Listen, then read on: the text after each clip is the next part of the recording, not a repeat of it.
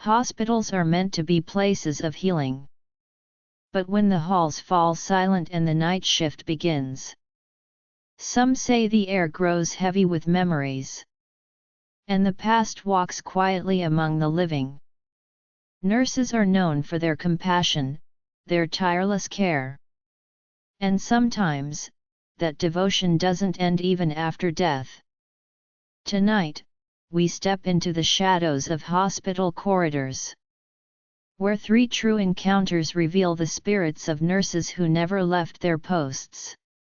So close your eyes, slow your breathing, and join me as we uncover 3 nurse ghost stories true. Our first story takes us to an old regional hospital, a place where time seems to stand still after midnight.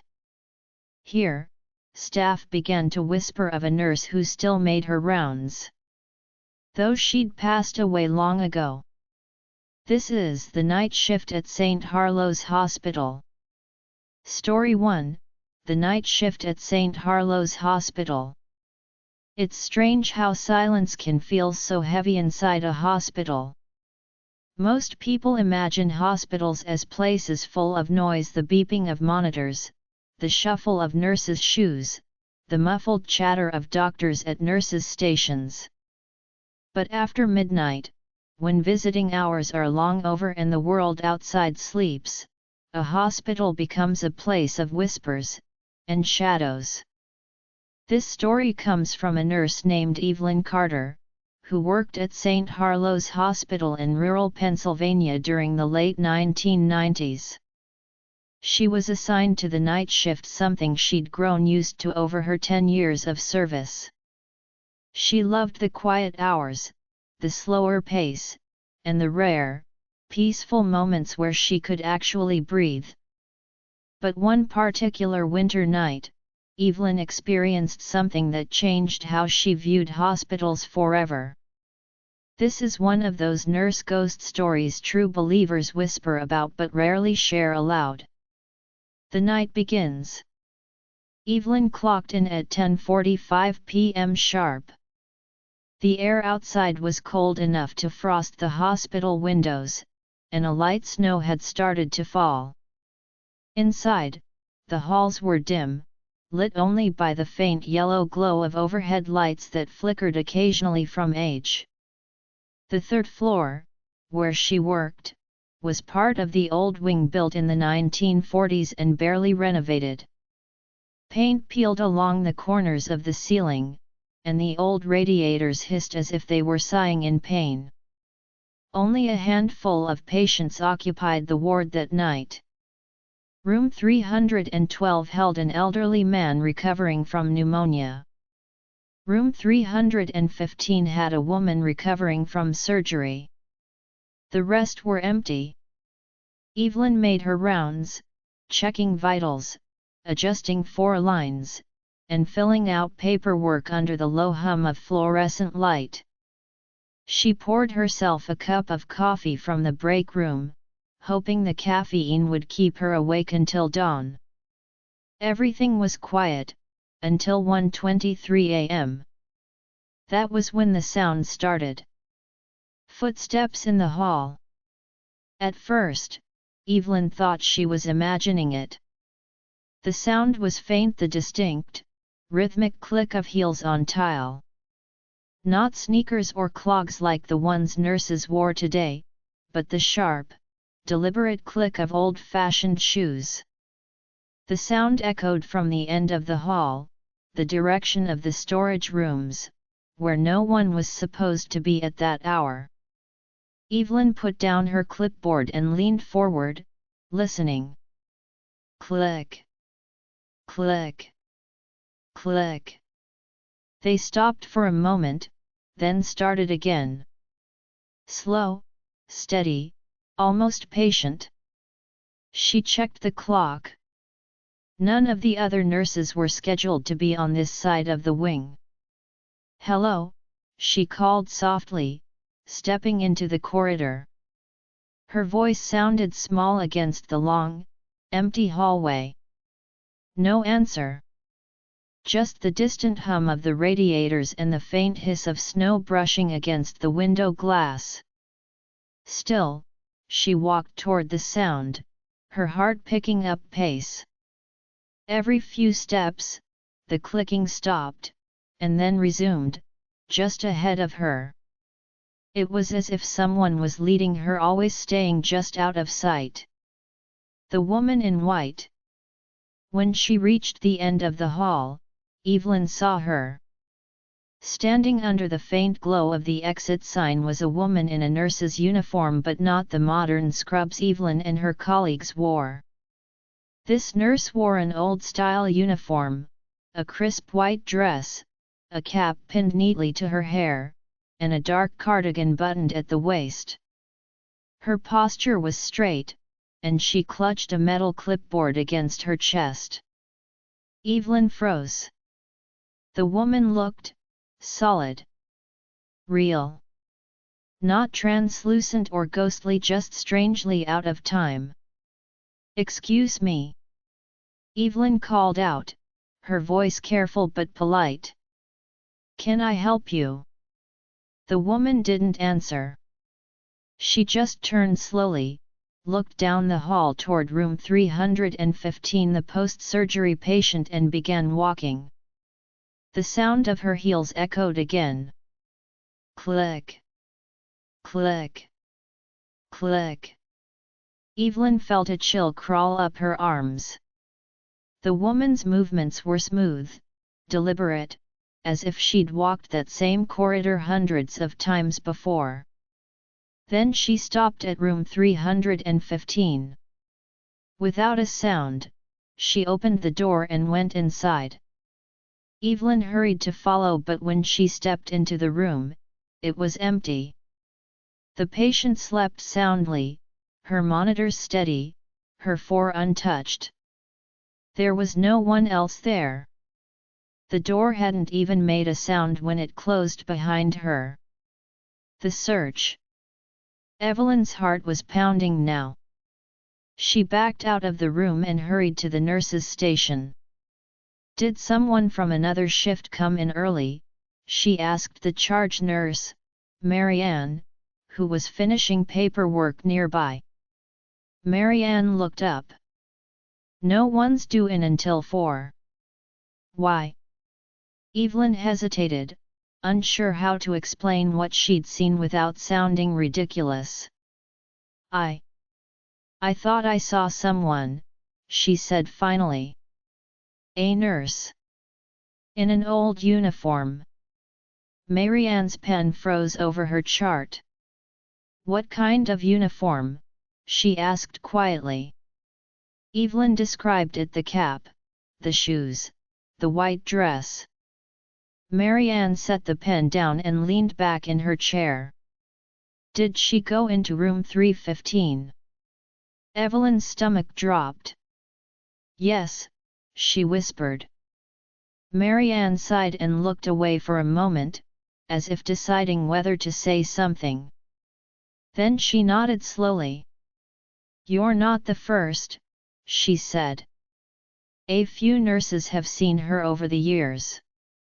We call her Clara. The legend of Nurse Clara." According to Marianne, Clara Weston had been a nurse at St. Harlow's Hospital during the early 1950s.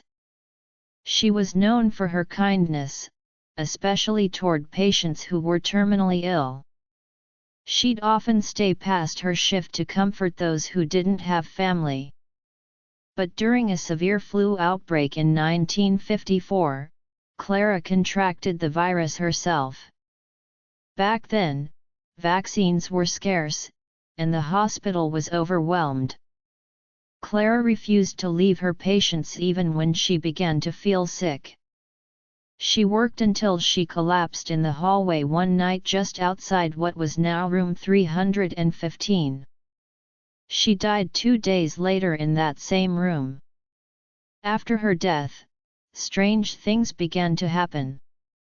Patients claimed to see a kind nurse sitting beside their beds at night, holding their hands, whispering that everything would be all right. Others swore they saw a figure in white walking the halls when no one else was around. Every few years, someone, a nurse, a patient, even a janitor, would report seeing her again. No one ever felt threatened. In fact, many said her presence was peaceful, comforting. But for Evelyn, that night was far from peaceful. A warning in the dark. Around 2:40 a.m., Evelyn was charting medication doses when she heard it again, that same rhythmic click of heels.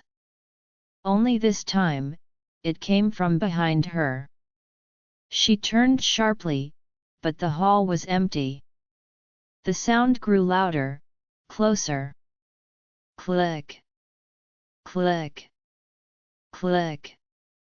Then it stopped right behind her. Evelyn turned slowly, heart hammering, and there she was again, Nurse Clara, standing just a few feet away. Her face was pale, her expression calm but sad. She lifted her arm and pointed toward room 312, the elderly man with pneumonia. Evelyn blinked, and in that instant, Clara was gone. Evelyn rushed to room 312, her instincts taking over. When she entered, she saw the patient's monitor flatlining. She called for help immediately. The team rushed in, performing CPR, adjusting oxygen levels, trying to bring him back. After several tense minutes, the man's heart began to beat again. He was alive. Later, when the chaos had settled, Evelyn sat alone in the quiet hallway. Her hands trembled as she thought about it, how Clara had appeared just moments before the man's heart stopped. Had she been warning her? The night after. The next night, Evelyn came in for her shift again. Part of her hoped to see Clara one more time, to thank her, to understand. But the halls were still. No footsteps. No flickering lights. Just the low hum of the building and the distant rhythm of heart monitors. Weeks passed, and nothing unusual happened again. But Evelyn couldn't shake the feeling that someone still watched over the ward quietly, unseen, yet somehow protective. She began leaving a fresh white rose at the window near room 315 every week, a small gesture of respect for the woman who never truly left her post. Years later, when Evelyn retired, she told her replacement about Clara. Some laughed it off. Others nodded knowingly. And every so often, a new nurse would come to her old office, pale and shaken, saying they'd seen a woman in a white uniform walking the halls. The last shift. One final story came years after Evelyn left. A young nurse named Tanya worked the same floor and was known for staying late to finish her paperwork. One morning, just before dawn, she fell asleep at her desk after a long, exhausting night. She woke suddenly to the sound of someone whispering her name. When she opened her eyes, she saw a woman standing near the nurse's station wearing that same old-fashioned uniform. The woman smiled faintly, placed a gentle hand on Tanya's shoulder, and whispered, "Check room 315. Then she was gone. Tanya, disoriented but compelled, ran to the room. Inside, an elderly patient's forehead became dislodged, blood slowly pooling on the sheets. She called for help immediately, and the patient survived. No one could explain how Tanya knew. But when she described the woman to her supervisor, they simply nodded and said, "Sounds like Clara was working another shift." The spirit of care. Hospitals are full of life and death, of hope and grief. It's no surprise that some souls might linger, especially those who spent their lives caring for others. Evelyn still visits St. Harlow's from time to time. The building has been renovated, the old wing mostly closed off, but she swears that even now, when the night is quiet and the snow is falling, she can hear it. The soft, deliberate click of heels echoing down an empty corridor. Some ghosts haunt out of anger or pain. But others, like Nurse Clara, seem to stay out of love, bound by duty, compassion, and a promise to never abandon those in need. If you ever find yourself in a hospital late at night, and you hear footsteps where there should be none, don't be afraid. It might just be a nurse making her rounds one last time. Some hospital wards hold more than just patients. They hold memories of loss, of dedication, and sometimes, of things that refuse to be forgotten. Our next story takes us to a closed military hospital wing, where the echo of footsteps still carries the scent of disinfectant and the faint rustle of starched white uniforms. This is the Red Cross Ward. Story 2, the Red Cross Ward. Hospitals have a strange way of keeping their memories. Even when the walls are repainted, when the furniture is changed, when the staff comes and goes, something remains. It lingers in the air, between the quiet moments when the night grows still enough to hear your own heartbeat. This story comes from Lisa Monroe, a registered nurse who worked in a small-town hospital in northern Indiana during the early 2000s. She never believed in ghosts, not really. But what she experienced during her brief time in the Red Cross ward still makes her shiver when she talks about it. It wasn't a story about anger or vengeance. It was about something quieter, something bound by grief and duty. The closed wing. Lisa had transferred to St. Martin's General Hospital in 2003. It was an older building, originally constructed during World War II, when it served as a military recovery center for wounded soldiers coming home. Over the decades, new wings were added, and most of the old sections were abandoned or converted into storage. One of those sections was the Red Cross ward, named for the emblem painted on its door decades ago. It hadn't been used in years. The paint was faded, the windows clouded with dust, and the air carried that faint, musty scent of time. Lisa had only been at St. Martin's for 2 weeks when she was assigned an unexpected task. To do a temporary overnight shift in the older West Wing, right next to the Red Cross ward, because the main floor was being fumigated. "Just you and 4 patients," her supervisor said. "It'll be quiet. Nothing to worry about." Quiet, she thought.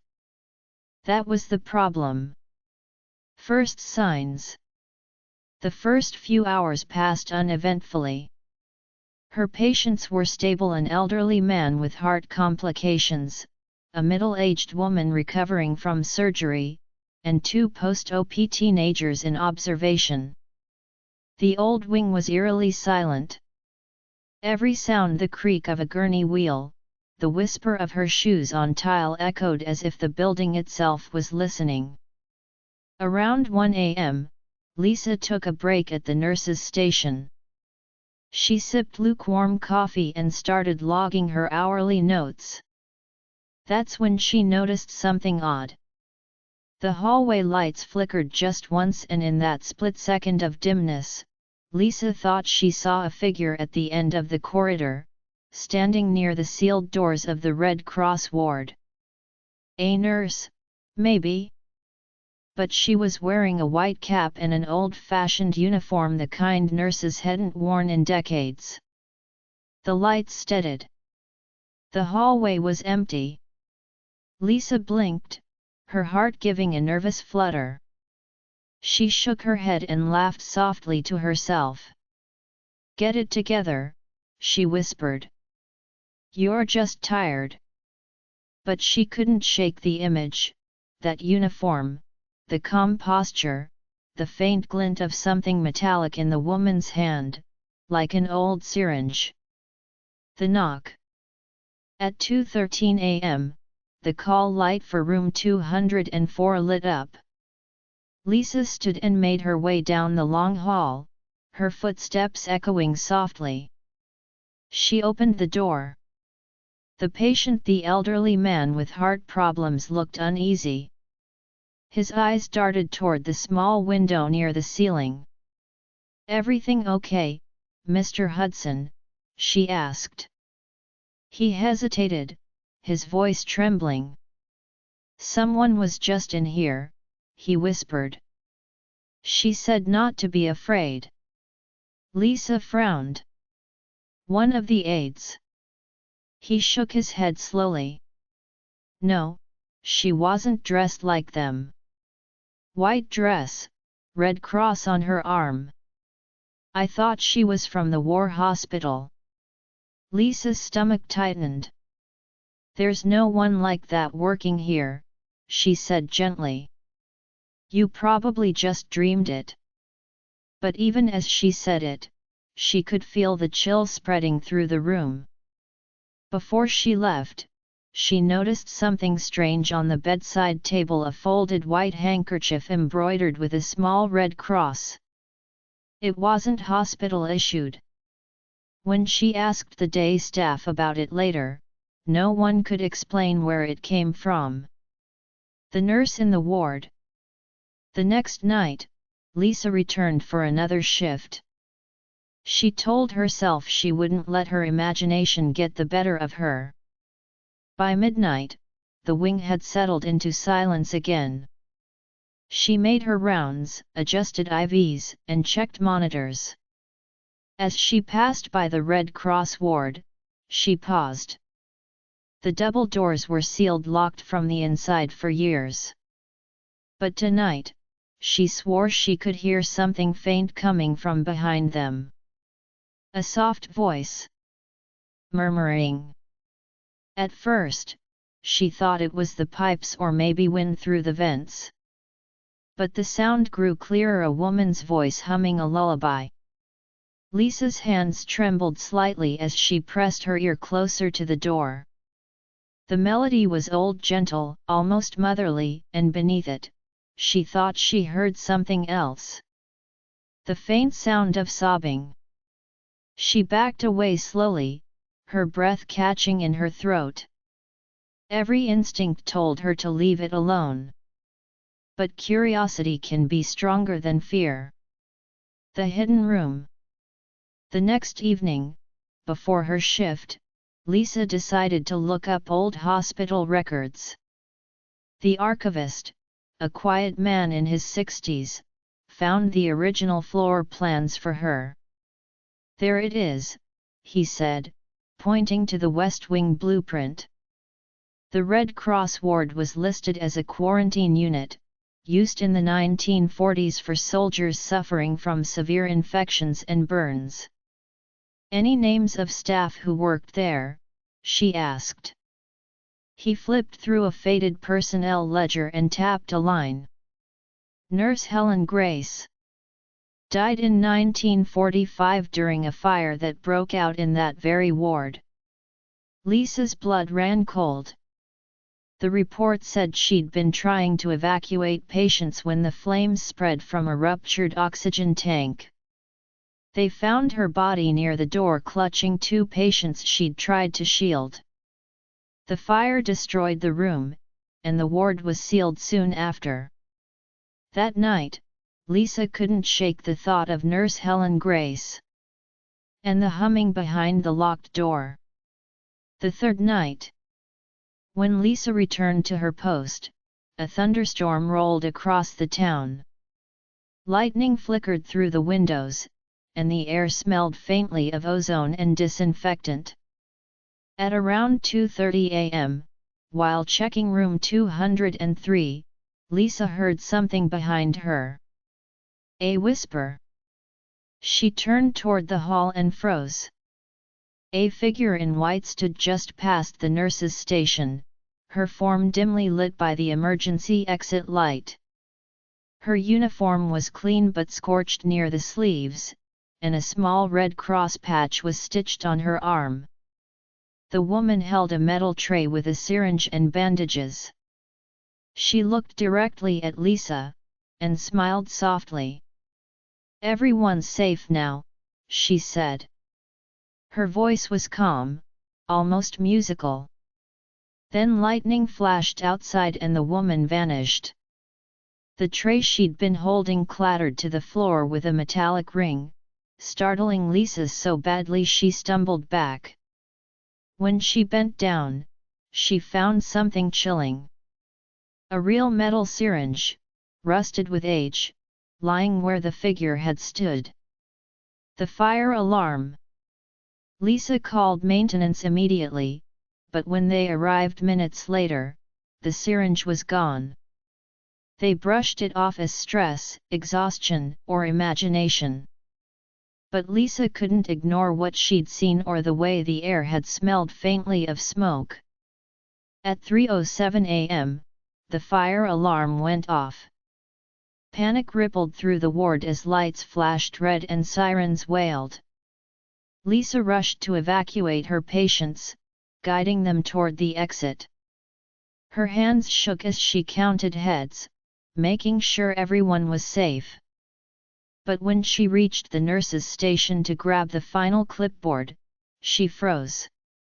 Standing in the hallway, illuminated by the flashing red light, was Nurse Helen Grace. Calm, composed as if the chaos around her didn't exist. She raised her hand and pointed toward room 204. Lisa's heart leapt. That room, Mr. Hudson's, was still occupied. Without hesitation, she ran back, bursting through the door. The old man was unconscious, tangled in his oxygen line. She ripped it free, checked his pulse, and began CPR. Within moments, he gasped for air, his chest rising again. When she looked up, she saw smoke drifting from the ceiling vent. A small electrical fire had started from an overloaded outlet. If she hadn't gone back, he would have died. The aftermath. Firefighters arrived quickly, containing the small blaze before it spread. No one was hurt, thanks to Lisa's quick response. When the morning staff arrived, she told them everything: the footsteps, the humming, the figure in the hallway. Most smiled politely, assuming she was just shaken. But one of the older nurses, a woman named Carol, pulled her aside later that day. "I believe you," Carol said quietly. "When I was a student here, I saw her too." Helen Grace. Always during a fire drill or a short circuit. Always near the Red Cross ward. Lisa listened in silence. "She died saving people," Carol continued. "And maybe, she never stopped." The visit. A week later, Lisa returned to thank the archivist who'd helped her. He smiled when she mentioned Helen's name. "You know," he said, "I found something you might want." He handed her an old black and white photograph, a group of nurses standing outside the Red Cross ward in 1944. There, in the center, was Helen Grace, young, kind-eyed, and wearing that same calm smile. Lisa kept the photo in her locker for years. Sometimes, during late-night shifts, she'd glance at it and feel a quiet reassurance, as if someone was still watching over the patients, making sure they were safe. The final shift. In 2010, when St. Martin's finally decommissioned the old West Wing, Lisa was among the few staff allowed inside one last time. The Red Cross ward doors were finally unsealed.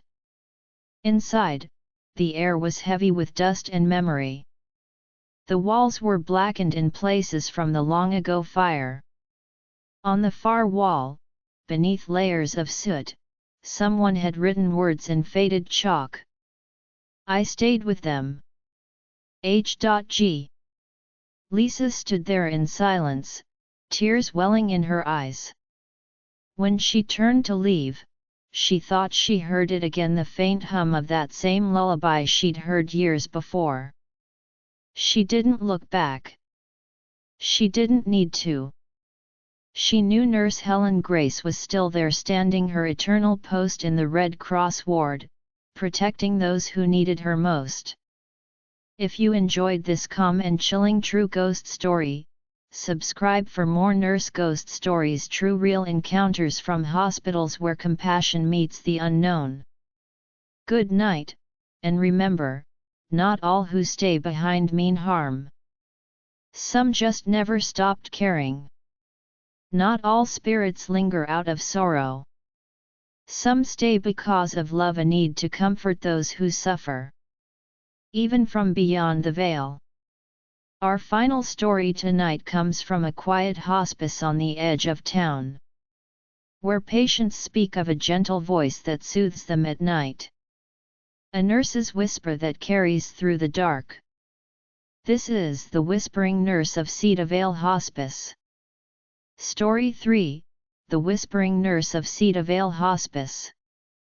Hospices are quiet places. They aren't like hospitals, where the air is filled with movement and urgency. In a hospice, there's a strange calmness, a kind of peace that hovers between this life and whatever comes next. This story comes from Margaret Ellis, a night nurse who worked at Cedarvale Hospice in Vermont during the late 1980s. She had worked in healthcare for decades and had seen both miracles and heartbreak.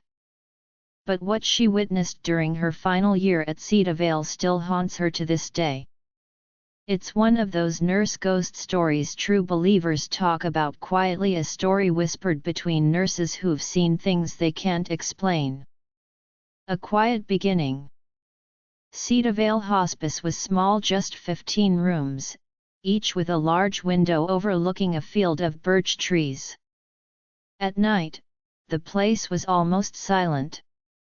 The only sounds were the hum of oxygen tanks, the soft shuffle of nurses' shoes, and the occasional sigh of the wind through the cracks in the old building's frame.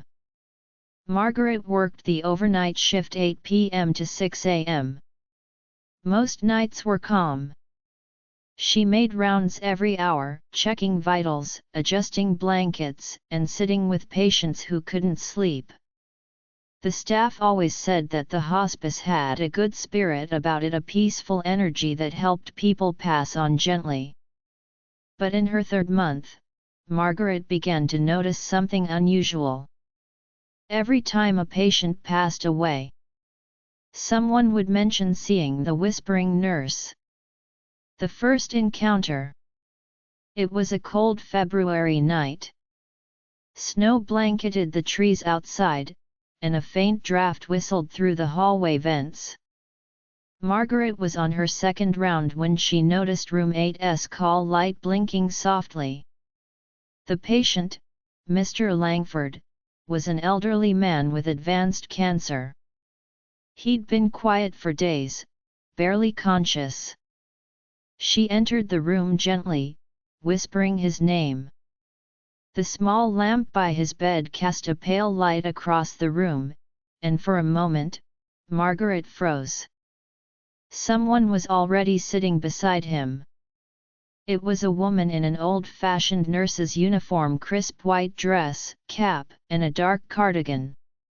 She leaned close to Mr. Langford, speaking softly, her tone calm and comforting. Margaret blinked in confusion. None of her colleagues wore uniforms like that.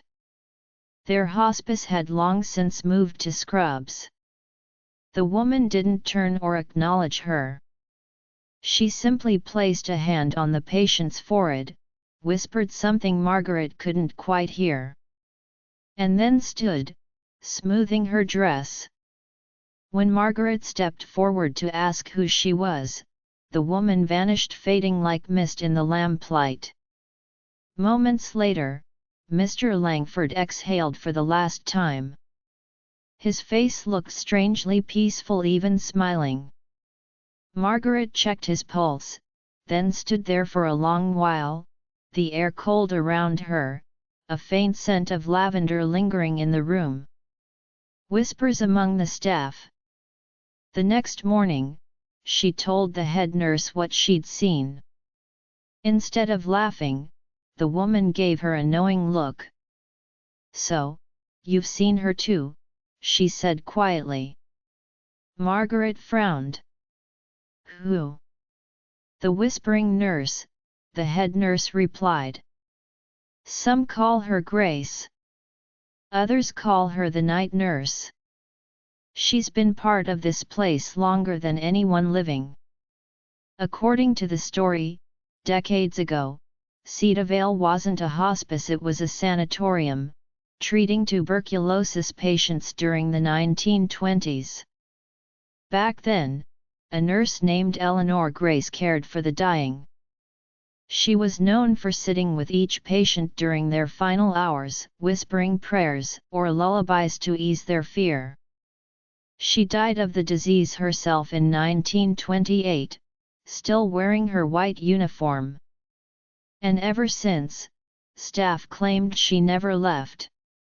Whenever a patient was close to passing, someone would hear soft whispers in the room or see a woman in white sitting at the bedside. Most weren't afraid. They said her presence meant the person would go peacefully. Margaret wanted to believe it was superstition. But what she saw had been too real, too detailed. The second visit. Weeks passed. Then one night, a new patient, a middle-aged woman named Nora Briggs, was admitted. Nora was terminal, but her spirits were high. She often joked with the nurses, asking them to tell her ghost stories to help her sleep. Margaret smiled each time and avoided sharing the one she knew. But one night, around 3 a.m., Margaret was walking past Nora's room when she heard its soft murmuring. At first, she thought Nora was talking in her sleep. Then she froze.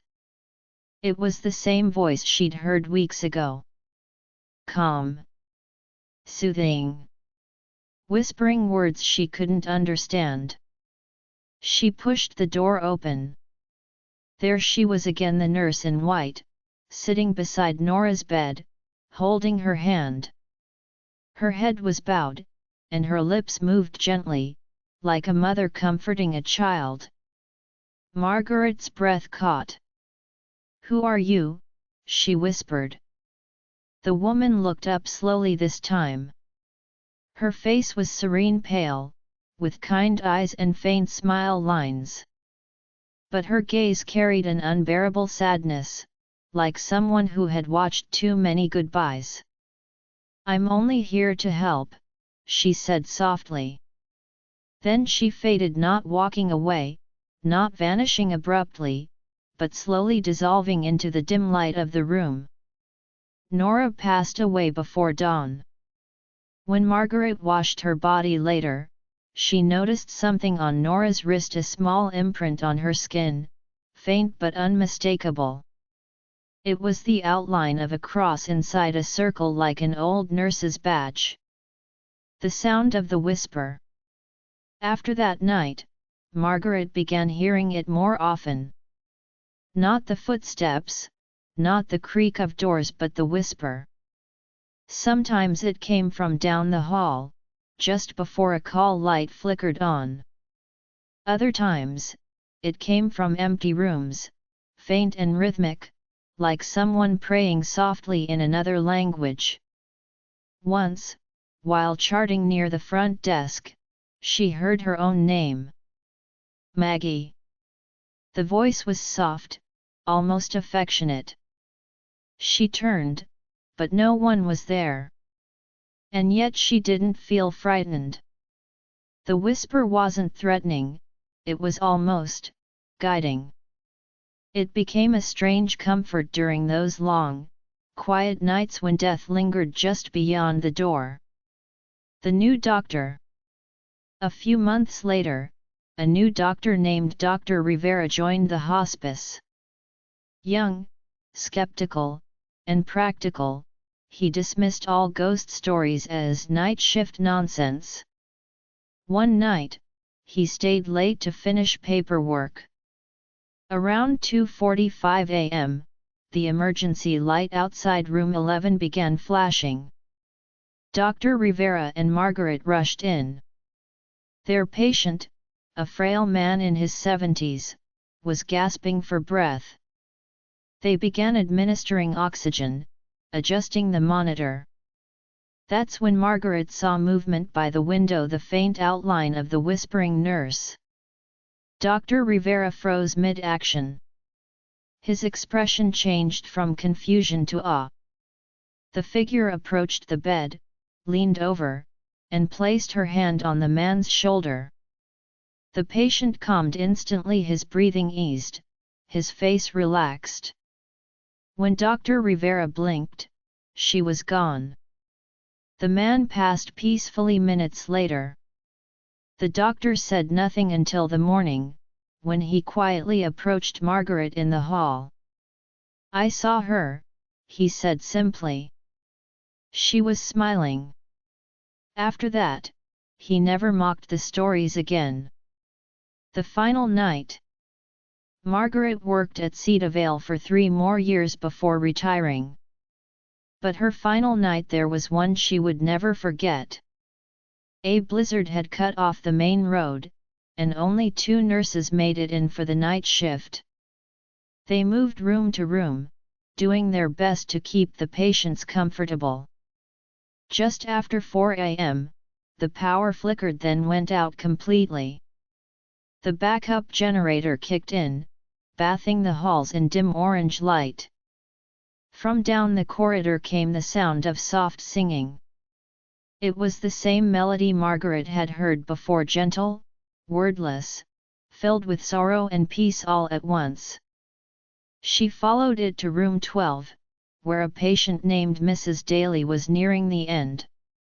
Inside, she saw her again, the whispering nurse, sitting quietly by the bed. Her hands were folded, and tears shimmered in her eyes. Margaret whispered, "You're still here." The nurse looked up, her voice faint. "I can't leave them alone," she said. "Not yet." For a brief moment, Margaret felt the air around her grow warm, filled with something she could only describe as compassion. Then the lights flickered once more, and the nurse was gone. Mrs. Daly passed a few moments later, a faint smile still on her lips. The afterword. Cedarvale Hospice eventually closed in the mid-1990s, replaced by a new facility across town. The old building stood empty for years before it was turned into a rehabilitation center. But the staff there decades later sometimes report strange things. A call light that turns on in an empty room. A faint voice whispering when no one's around. Or the scent of lavender lingering in the halls after midnight. Margaret, now long retired, says she sometimes dreams of Cedarvale.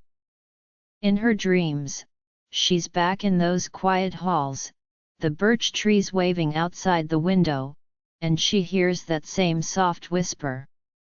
Gentle, kind, endlessly patient. And she knows, somewhere, Nurse Eleanor Grace still walks those halls, guiding souls to peace. Some spirits don't haunt. They help. And maybe that's what makes them stay. Thank you for listening. If you enjoyed this story, don't forget to subscribe for more nurse ghost stories, true calm, eerie tales of compassion, mystery, and the supernatural world of night shift nurses. Good night. And may your dreams be peaceful. Hospitals are filled with stories of pain, of healing, and sometimes, of the supernatural. Maybe these nurse spirits stay because their work was never just a job. Maybe it was a promise to comfort the sick, to ease the dying, to keep watch through the night. And though their names have faded from the records, their presence still lingers in the hum of hospital walls, in the quiet footsteps down an empty hall, in the whisper that reminds us, we are never truly alone. Narrator, softly, like a lullaby. Thank you for listening to these true nurse ghost stories. If you enjoyed tonight's tales, remember to subscribe. And let the next story guide you gently into sleep. Good night, and may the night be kind to you.